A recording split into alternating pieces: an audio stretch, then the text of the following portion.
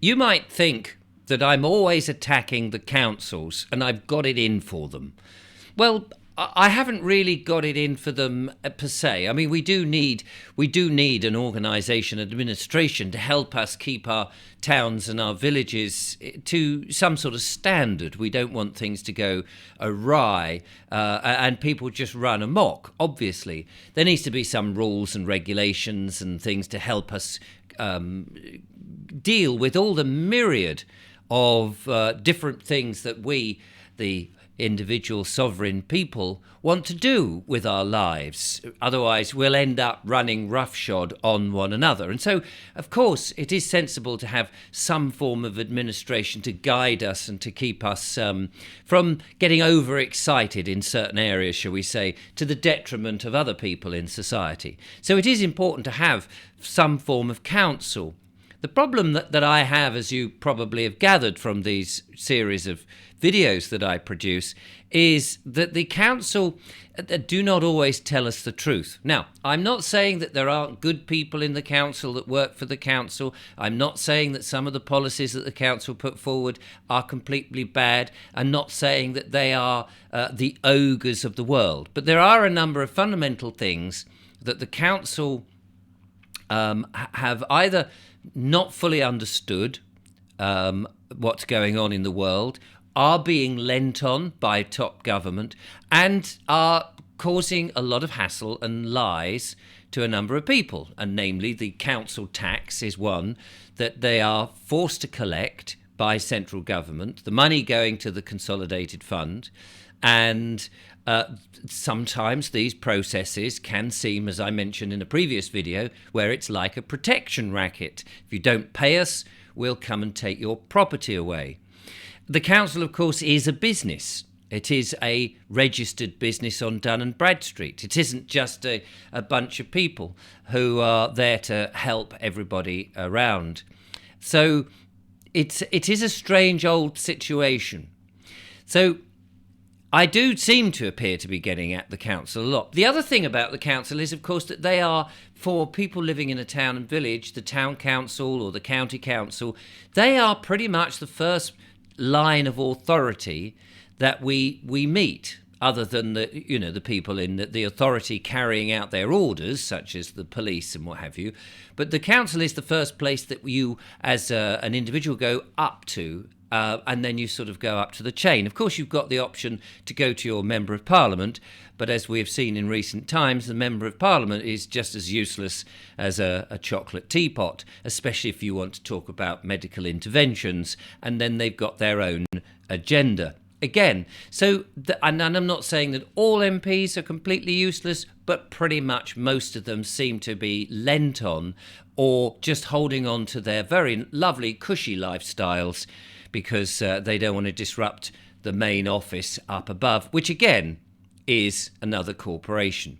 So today I wanted to draw your attention to an organisation that I have interviewed in the long distance past earlier this year, but I would love to get back on again because they've been working hard behind the scenes to bring to you ways to engage with the council and potentially make a difference. Now, of course, the ultimate way is the Biggleswick way, in which you make your council completely irrelevant. You elect your own parallel council, if you like, and if you've got enough people in the town and village to join them, and you divert your money, instead of paying the council tax, to your newly elected council, a council made up of the people for the people and not being lent on by central government, then of course that would be the ultimate answer. But it's not as easy as I make it sound, especially in my videos. However, it is something that's on the table. We could do it if we could get enough people and we had the motivation.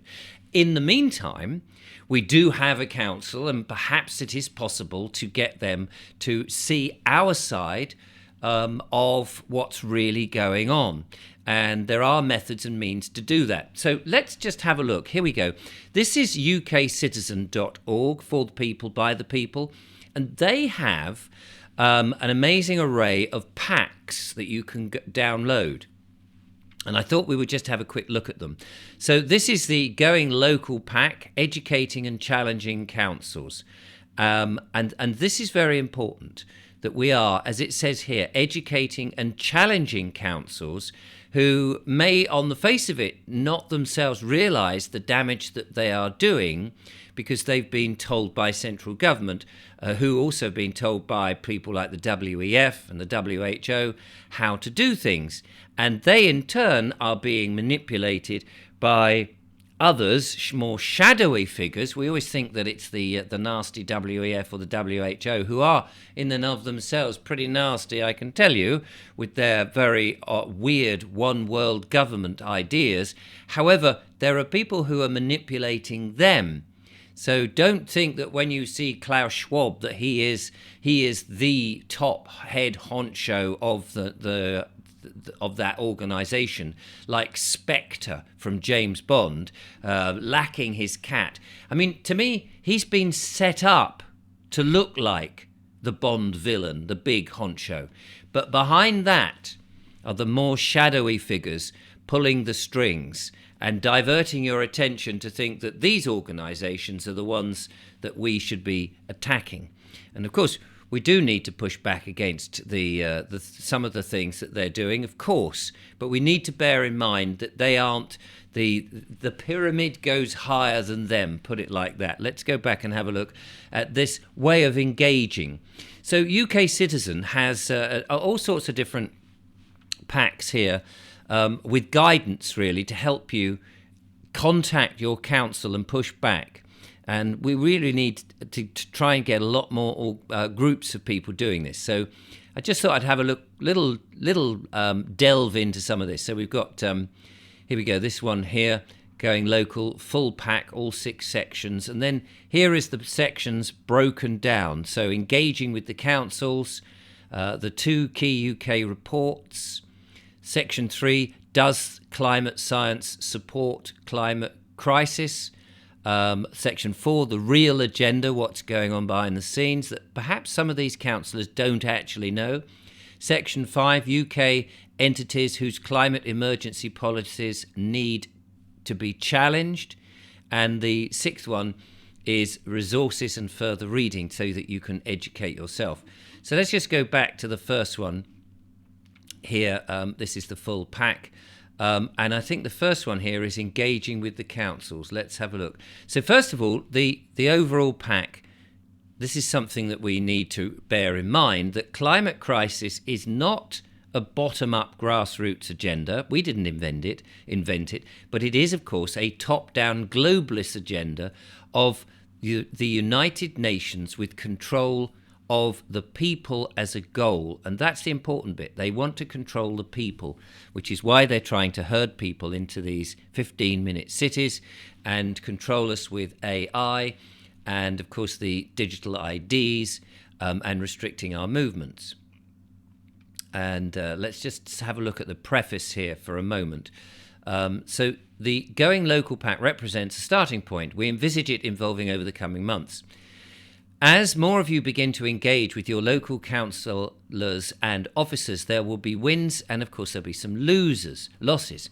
Both will serve to build our knowledge base and will inform the updates and amendments of this pact. By sharing the outcomes of your interactions with the councillors and officers, we'll be able to create blueprints for future engagements. Understanding what works and what doesn't will be critical to the longer-term success nationally.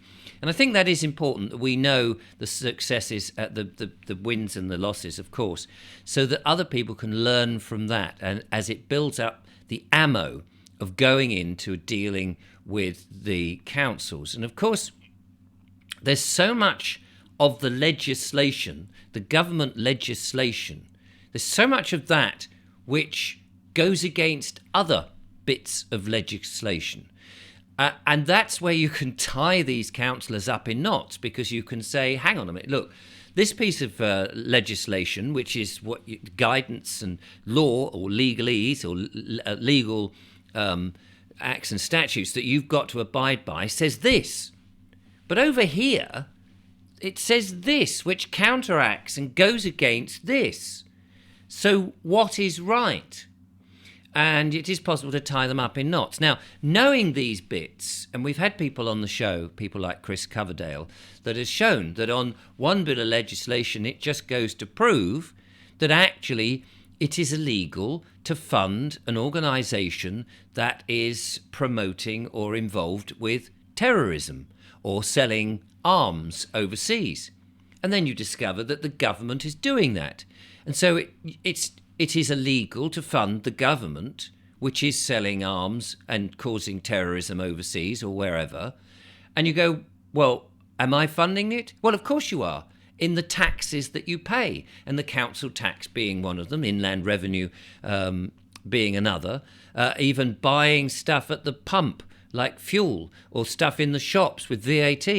We're still funding, and if I hang on a minute, I'm against the law because this bit of legislation says that I shouldn't do it, and this little legislation says I'm duty bound to pay my taxes, but this says if you do, you're against the law. It is a nonsense. There is so much legislation. I don't think half the time many of the lawyers, the barristers and the courts and the judges don't even realise that much of their legislation works against them. So some people want to fight within the system of law, and that's very laudable. And some people will say, well, actually, these acts and statutes don't actually have anything to do with me, provided you don't get jurisdiction of me, because I'm a living man and woman, which, of course, we all are. But there are many ways to fight this. There are many ways to skin a cat. So finding out these things and then having a central database where we can get to know all of this is absolutely crucial. I mean, it is such a shame, is it not, that we don't just have a council that is there on our side, or we have MPs that are there to listen to us and represent us. It does seem incredible. And the leap of faith that we have to make, that jump that we need to make, is to understand that these are businesses there to collect money and that they have an agenda.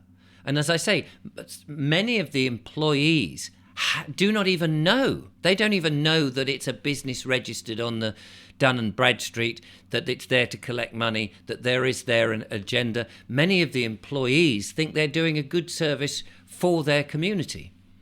And this is where there's not only do we have to understand it, but we then got to get through to the councillors that that's the situation that they're in. And then, of course, they might begin to see the murky waters that they're swimming in. And this is where these packs obviously come into their own. So let's just have a quick look at the index of the overall. So engaging with your councils, it's your council and you. Suggested documents to request from your council. Obviously, if you know what to request, this is where, again, you can tie them up in knots. Summary of localism, how to send freedom of information requests to your council in relation to climate crisis. And, of course, it is the climate crisis that is being used, this nonsense of the man-made global warming is doing it. Now, you may be somebody who actually sort of thinks, well, there is a little bit of it. There may be that bit of a crisis. But what we want to know is why the councils are instigating some very restrictive measures, penal measures, on us, and where is the proof? They need to show us the proof. In law, it's the claimant has to show the proof of the problem. They can't just say, oh, we think there's a problem, so therefore we're going to restrict you doing this.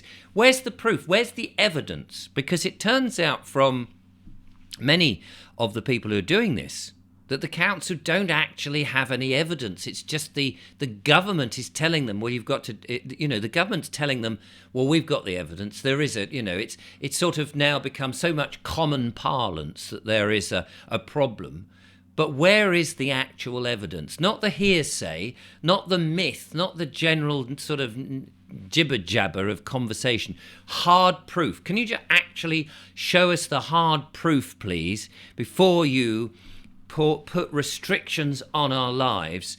And who's giving you the authority to put these restrictions on our lives anyway? We're the people of this town.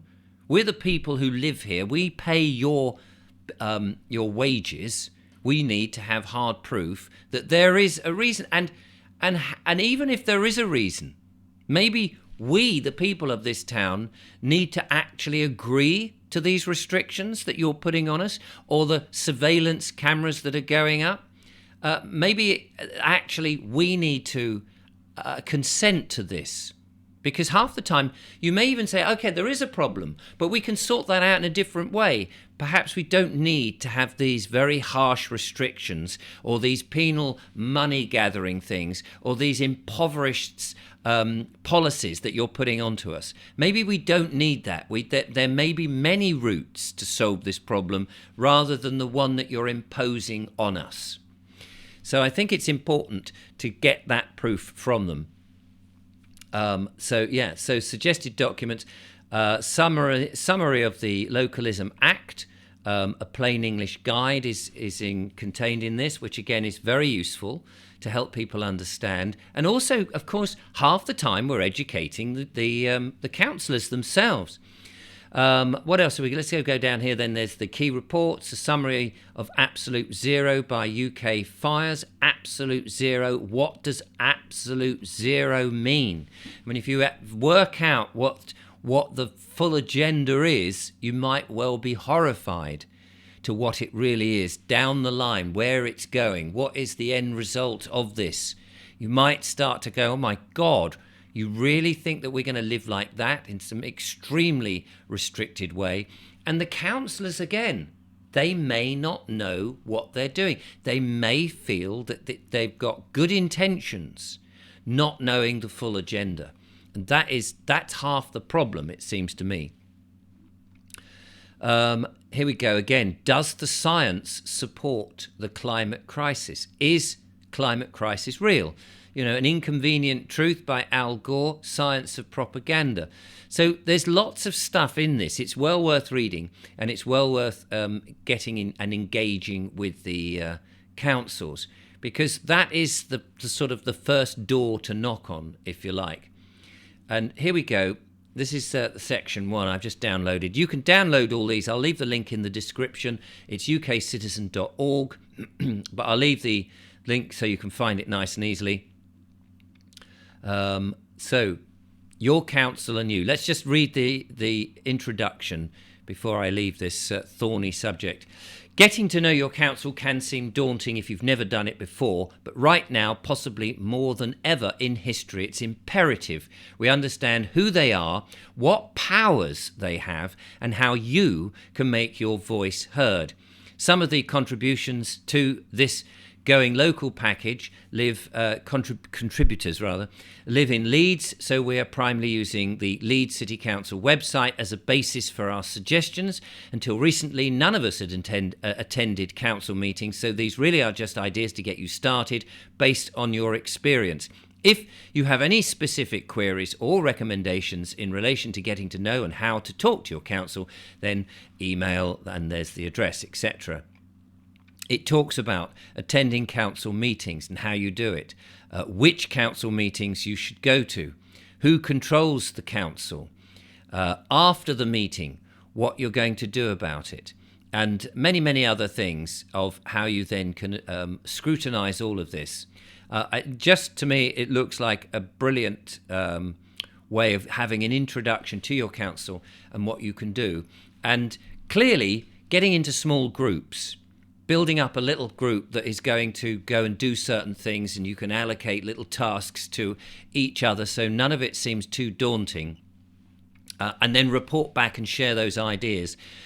Sounds to me like a brilliant concept and a great idea and a way of approaching it. Whether you meet, and I would think that meeting physically at home or somewhere in the park or wherever you are to exchange these ideas would be brilliant.